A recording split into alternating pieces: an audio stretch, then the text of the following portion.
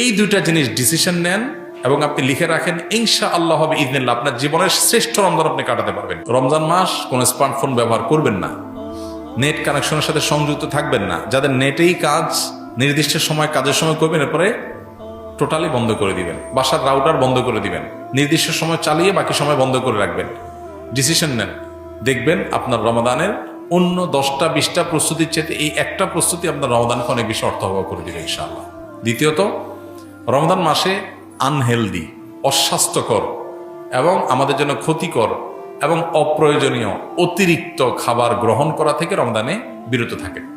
দুইটা জিনিস, এই দুইটা জিনিস যদি সঠিকভাবে করেন, আমার বিশ্বাস আপনার রমাদানকে আপনি অনেক সুন্দরভাবে কাটাতে পারবেন। এবাদত বন্দেগীতে আপনি স্বাদ পাবেন, তৃপ্তি পাবেন, স্পিরিচুয়াল যে আধ্যাত্মিক যে একটা প্রেরণা শক্তি, এটা পাবেন।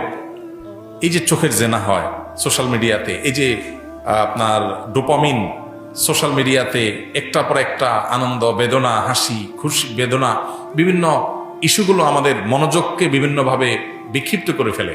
এরপর ইবাদতে মনোযোগ হয় না, না তারাবিতে মজা পাই, না রোজাতে, না তাহাজ্জুদে, না দোয়াতে, না তেলাওয়াতে কোনো মজা পাই। এগুলো থেকে আপনার সঠিক সুফলটা পেতে হলে আপনাকে নিয়ন্ত্রণ করতে হবে দুটা জিনিস। অনেক জিনিসের খোলাসা দুটা জিনিসের মধ্যে চলে আসবে। অতিরিক্ত খাদ্য গ্রহণ, অস্বাস্থ্যকর খাদ্য গ্রহণ না করে পরিমিত ভালো খাবার গ্রহণ করেন, স্বাস্থ্য ভালো থাকবে, ভেতর থেকে শক্তি পাবেন। আর খাবার যখন এলোমেলো হবে, ওইটা মানুষের আধ্যাত্মিক শক্তিকেও ধ্বংস করে দিবে।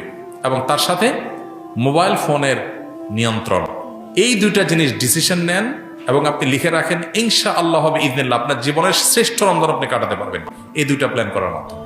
আল্লাহ আমাদেরকে তৌফিক দান করুন, হিম্মত লাগে এটার জন্য, সৎসাহস লাগে।